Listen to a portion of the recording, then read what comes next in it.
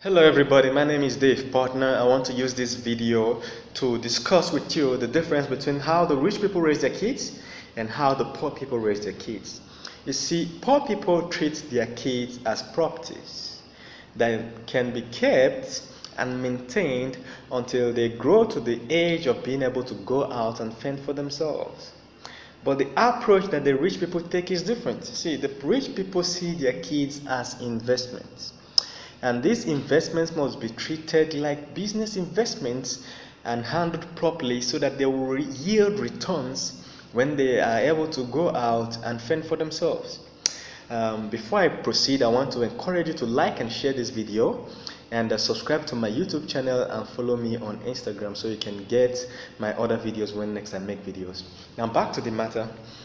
Actually, your kids is an investment. From the very first day you conceptualize and the idea of having a kid, you start committing resources.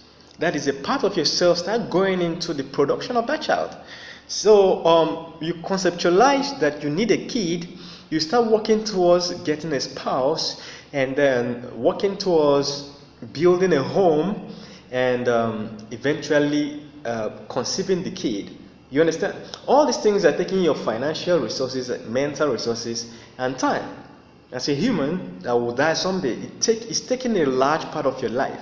So even from the day you give birth to that kid up until the day the kid starts fending for themselves, which is like a 20, 25, 30-year span, you keep committing financial resources to the growth of that kid and survival of that kid till that day. That's like 30 years investment. That's one of the largest investments anybody can make. And when you compare it to people who have 4 children, you see that there is one of the largest investments anybody can make.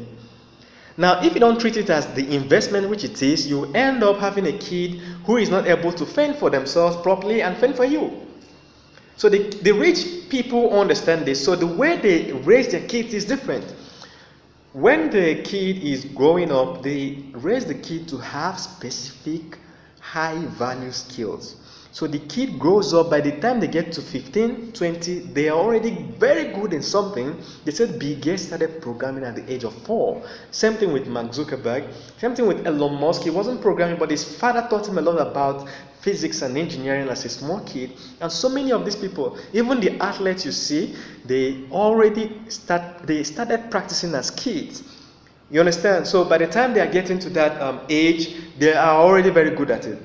Now, the poor people raised, or poor minds, they raise their kid without any skills. It's called a mogul, someone who is not good in any particular area, but then they pass through the normal academics, secondary school, university, and by the time they graduate, that's when they start trying to find out their path in life. And now there is a law by someone that said that for you to be a pro at something, you have to have practiced it for at least 10,000 hours.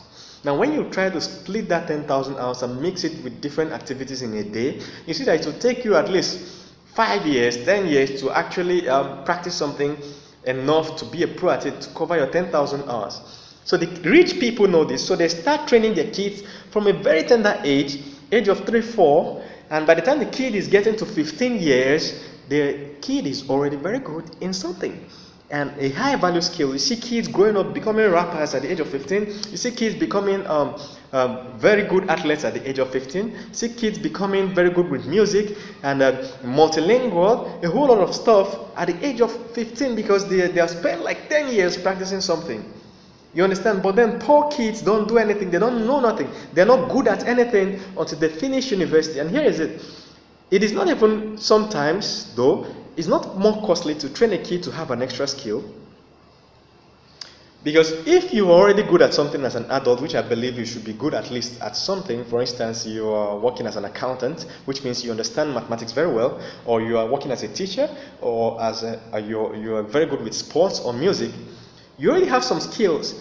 The right time to transfer those skills to your child is when they are still kids and when they're still growing, because it has been scientifically proven that the mind of a child is more receptive to new information than the mind of an adult. A child can learn more languages more faster than an adult, especially children between the ages of 3 and and 10, they can learn languages much faster than adults. So you see, these rich people, they not only they try to take their kids on to their mother's place to learn their mother's language. They take the kid to their father's place to learn their father's language, and then they try to enroll the kids in language classes to learn more languages.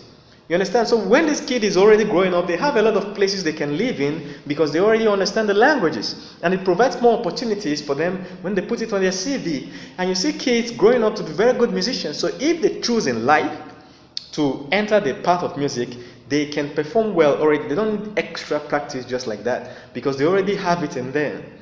You understand? So if you understand your kids to not just be children there to you, not just to be loved ones, but to be investments, you have to commit time and resources on time when they are still growing and get them to be good professionals in specific areas, high value areas, while they are still growing up. So thank you very much. My name is David. If this video touched you, do like and share this video, and share it with your friends on your social media who are most especially bachelors, spinsters, or newly married, or have children that are still growing up, so that they can be able to raise geniuses and not just moguls. The spelling of mogul is M-U-G-G-L-E. You can check it on the dictionary or on the internet. So thank you very much. Like and subscribe, and I've made so many videos like this. You can subscribe to me on YouTube and watch my other videos. Thank you. See you in the next video.